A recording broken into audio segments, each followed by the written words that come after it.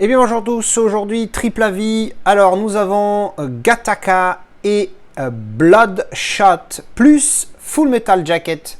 Alors Bloodshot, je l'ai déjà revendu, spoil. Et Gattaca, je n'avais pas la jaquette, donc j'avais acheté que le Blu-ray simple. Il était moins cher à 2 €. Donc voilà, c'est pour ça que vous n'avez pas les 3 jaquettes ici. Voilà, comme d'habitude, j'ai filmé mes avis tout de suite après le visionnage de ces donc 3 films. Alors attention, hein, là c'est la jaquette IMDb, ils ont pris le truc du DVD avec marqué DVD vidéo, mais je l'ai bien visionné en Blu-ray. Full Metal Jacket aussi, et Bloodshot c'était en 4K, c'était d'ailleurs la raison pour laquelle j'avais acheté ce film, parce que j'avais entendu dire que le master était très bon, et effectivement il est, j'en parle plus en détail dans la vidéo. Et je vous les envoie toutes de suite. Alors, je viens de terminer le visionnage de Bloodshot avec Vin Diesel en 4K UHD. Il y avait un petit moment que j'avais pas vu un film en Ultra HD, donc ça tombe très bien. Surtout qu'en plus, ce film-là, comme je l'avais dit lors de mon déballage, je l'avais acheté surtout parce que j'avais entendu dire que le transfert 4K était juste superbe. Donc je me suis dit, bah allez, on va voir, le plot il avait l'air sympathique, la note sur IMDb moins sympathique, mais bon, il fallait que je le voie pour me donner une idée, pour me faire une idée.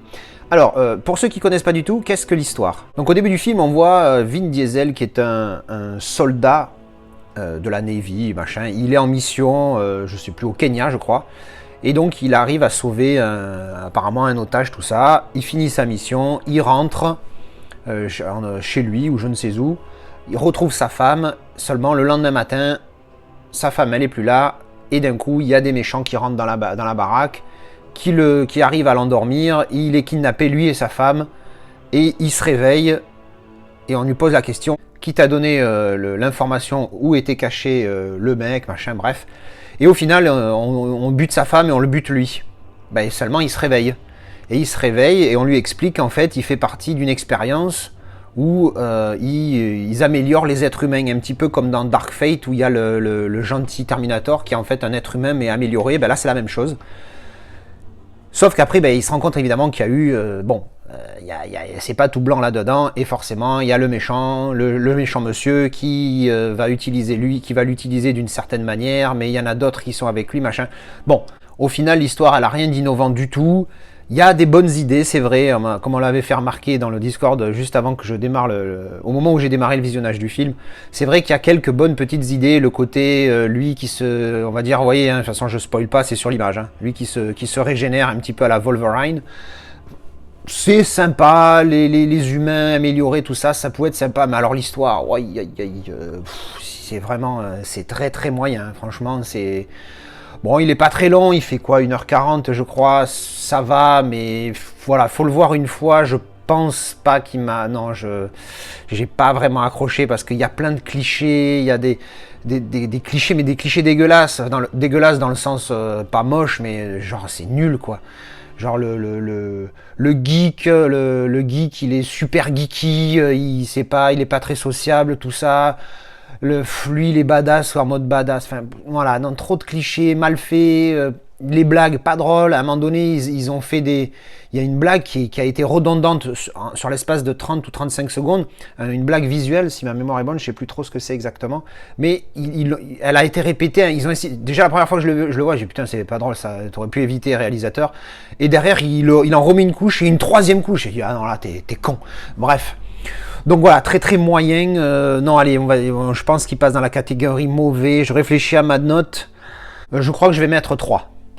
T'arrives pas à accrocher à l'histoire, tu vois. Elle est vraiment, vraiment, vraiment moyenne. Et t'es pas super bluffé. Tu vois, Godzilla vs Kong, l'histoire, elle est à la limite de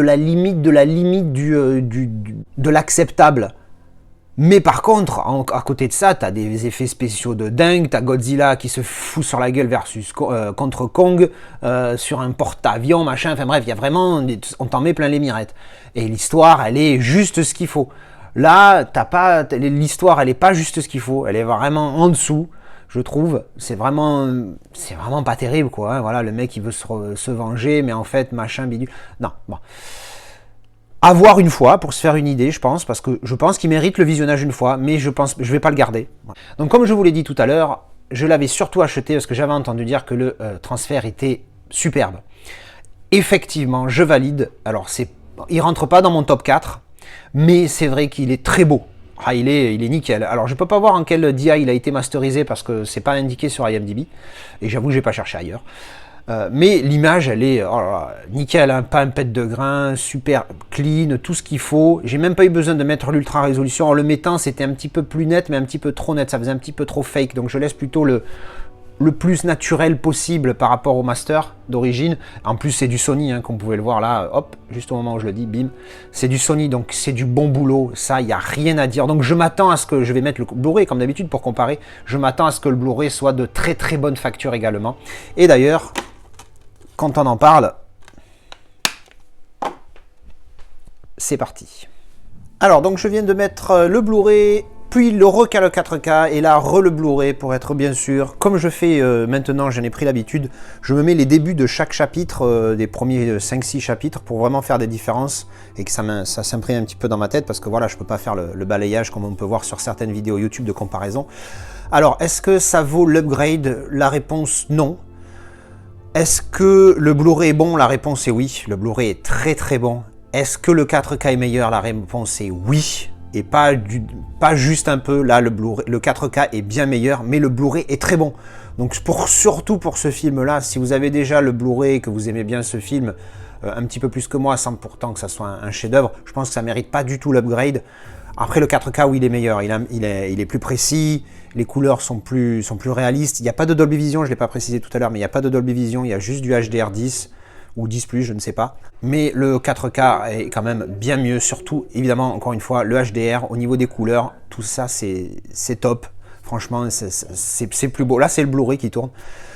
Donc, pas d'upgrade hein, pour celui-ci, si vraiment il vous a plu et que vous pensiez upgrade, à moins, encore une fois, de le trouver vraiment pas cher, parce que oui, le 4K est très très bon, hein, ça, il n'y a pas à chier. C'est pas une référence pour moi, ça c'est clair, j'ai vu mieux, mais il est très très très bon. Tout autant que le Blu-ray. Le Blu-ray pour un Blu-ray, il est très bon. En même temps, c'est Sony. Hein. Sony, on est à l'habitude. Moi, je vous dis, ils m'ont déçu qu'une seule fois. Je ne sais même plus sur quel film. Mais en dehors de ça, c'est du très bon. Hein. Sony, ils font du très très bon. Même juste en Blu-ray. Je me rappelle le Equalizer 1, quand je l'ai vu en Blu-ray, j'ai dit, c'est pas possible. C'est un 4K. Il est magnifique. Bon, bref, tout ça pour dire que les deux sont très très bons. Si vraiment le film vous a plu, beaucoup plus que moi en tout cas, allez-y pour l'upgrade s'il est vraiment pas cher. Hein. Après, je pense pas que ça vaille le coup parce que vraiment le Blu-ray est déjà très très bon. Voilà, ben ça c'était mon avis pour Bloodshot. Alors je viens juste de terminer Gattaca avec Ethan Hawke, Uma Thurman et Jude Law. Franchement, c'est pas mal, ça m'a bien plu. Je l'avais déjà vu il y a 1 million d'années et je me rappelle que j'avais pas aimé, comme quoi les goûts évoluent. Franchement, c'est un film qui me plaît bien, donc ça parle, pour ceux qui connaissent pas, hein, on vit dans un monde, on va dire, futuriste où on sépare de manière très discriminante les gens suivant leur ADN et leurs capacités. Donc, mais si vous n'êtes pas un être humain en pure santé, c'est-à-dire 100%, pas de défaut, pas de problème de vue, pas de problème de ci, pas de problème de là, ben, vous allez pouvoir évoluer dans la société. Et si vous avez, ben, on va dire, un problème de myopie, si vous êtes paralysé à un moment donné, ou si vous avez autre chose, ben, vous êtes seconde classe. Et donc c'est ultra discriminant comme société. Hein. Donc je ne ferai pas de clin d'œil avec ce qui se passe en ce moment entre ceux qui sont injectés et pas les autres. Mais c'est exactement à peu près l'idée de ce film, et donc du coup je trouve que ça colle très bien avec cette situation. Donc pour l'histoire, ben voilà, hein, c'est vraiment intéressant. Donc du coup, Ethan Hawke qui joue le rôle de quelqu'un qui est techniquement un invalide, en se faisant passer pour un valide, qui se trouve être Jude Law, qui a eu un accident, mais personne n'est au courant parce que ça lui est arrivé à l'étranger, d'après ce qu'ils disent. Et donc du coup, il lui donne son sang pour faire les tests et tout ça. Et donc à chaque fois, on vit dans un monde où tu es contrôlé en permanence. Hein. Encore une fois, je ne ferai pas de référence à ce qu'on est en train d'essayer de nous mettre en place. Mais voilà, tu es contrôlé en permanence. Les mecs, ils passent leurs doigts pour te contrôler l'ADN. Ils font une petite injection du sang pour voir si c'est bien la bonne personne. T'es tout le temps vérifié. Ils testent tous les cheveux, les sourcils, tout ce qu'ils peuvent trouver. C'est tout testé pour vérifier que la personne est en santé ou etc. Bref, c'est assez chaud comme monde. Et donc voilà, c'est Ethan Hawke qui se mouvoie dans ce monde alors qu'il est invalide normalement, mais qui essaye de réaliser son rêve qui est d'aller dans l'espace. Franchement, c'est un bon film. Je sais pas pourquoi j'avais pas accroché à l'époque. Hein. J'étais peut-être pas prêt pour ce genre de film-là. Donc je vais mettre 7 sur 10. C'est un bon 7. Hein. C'est plus un 7,5 qu'un 7. Donc c'est un très bon film. Si vous l'avez pas vu, je vous le recommande fortement. On va parler de la qualité. Donc c'est vrai qu'il y a eu un 4K de ce film il n'y a pas longtemps. Les comparatifs ne vont pas chauffer plus que ça. Donc je me suis dit le Blu-ray va suffire. Et franchement, je regrette pas parce que la qualité elle est bonne, elle est très bonne. Alors là c'est l'image de IMDb, hein. Ils ont mis la jaquette du DVD. Hein. Il y a marqué DVD vidéo en bas, c'est rare parce que d'habitude IMDb met la jaquette originale du film, la fiche cinéma. Donc la bonne qualité, hein. Encore une fois, c'est du Sony. Donc il n'est pas exceptionnel, mais en même temps le film commence à dater. Hein. 1997, c'est pas avant-hier. Donc très bonne qualité pour ce Blu-ray. Très bonne, je m'enflamme. Bonne qualité pour ce Blu-ray. Voilà, c'est un bon Blu-ray, RAS. Je vais rester au Blu-ray. C'est pas un film qui m'a plu au point de me prendre un premium ou un steelbook ou quoi. Donc je vais me contenter juste du Blu-ray. Petite parenthèse, c'est la première vidéo que je filme après avoir réorganisé mes étagères. Donc là vous voyez pas grand chose parce que c'est pas important, mais c'est surtout cette partie là que j'ai changé, mon étagère premium que j'avais installée avant, du coup je l'ai un petit peu modifié parce que j'ai dû réaménager au niveau des hauteurs, tout ça. Du coup maintenant on va voir le petit dashbot ici. Alors ça fait très geek de dashbot, hein, 1, 2, 3, mais en même temps c'est le patron. Donc le patron, il y a un respect qui s'installe tout de suite. Voilà. Et bien voilà, ça c'était mon avis pour Gattaca et le petit clin d'œil à la nouvelle présentation. Alors je viens juste de terminer Full Metal Jacket. Je crois que je l'avais vu une fois il y a un siècle, mais je me rappelais de zéro. Il m'avait laissé une mauvaise impression, mais je ne savais pas pourquoi. Et malgré le fait que malheureusement je n'ai pas aimé ce film, je ne sais pas pourquoi je ne l'avais pas aimé la première fois parce que je me rappelais de zéro.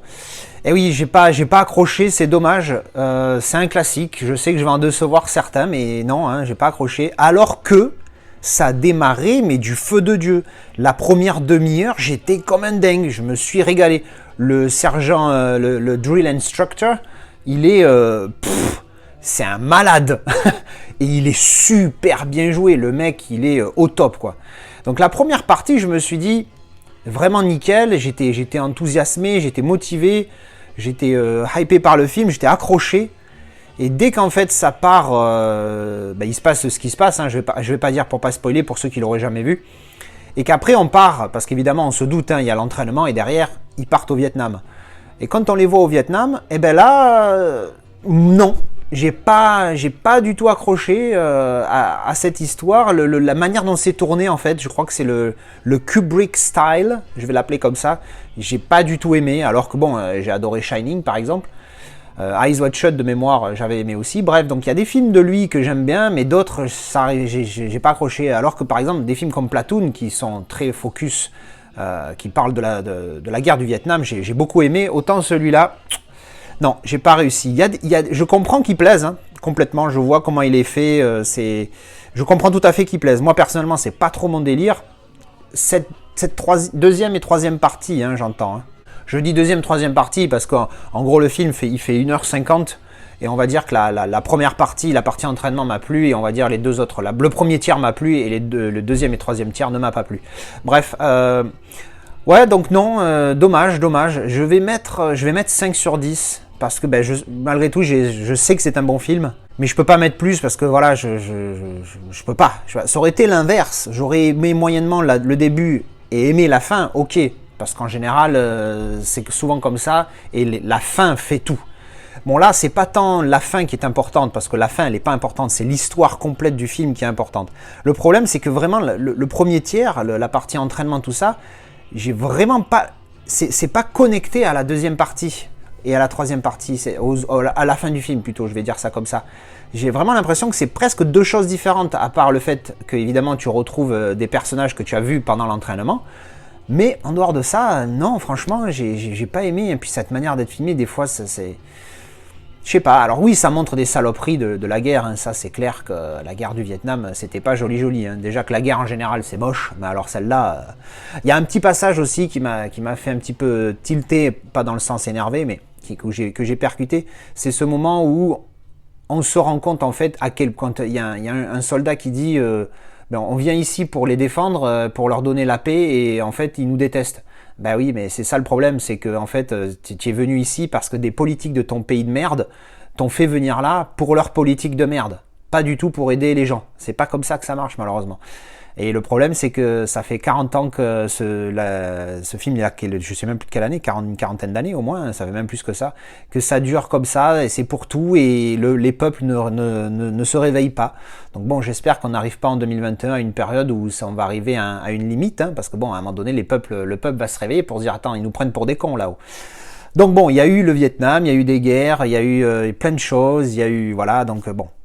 Peut-être ça peut aider des gens à percuter sur la connerie humaine et le pourquoi le peuple meurt pour juste des puissants qui ont l'argent, quoi, au final.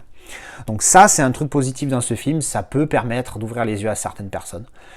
Voilà, bon, globalement déception, mais je sais que ça reste un bon film. Objectivement parlant, je pense qu'il mérite sa note qu'il y a sur IMDb, je crois que c'est 8, quelque chose. Franchement, je pense qu'il le mérite. Moi, personnellement, j'ai pas aimé, donc moi je mets 5, mais il mérite totalement sa note. Je vais parler vite fait de la qualité. Blu-ray, il existe en 4K, il me semble. Bon, voilà, j'ai pas voulu investir avant de connaître vraiment ce film. Je vais le garder, hein, le film, bien sûr. Niveau qualité, il est correct, voilà. Pour un film de l'époque, c'est pas exceptionnel, il est un petit peu granuleux, mais c'est pas le grain qui est gênant comme on peut y avoir sur certains 4K où vraiment il ressort et des fois même il zouk. Là, ça va, il est acceptable. Et puis le gros avantage, c'est qu'il est en 1.78.1, c'est-à-dire full screen, bord à bord.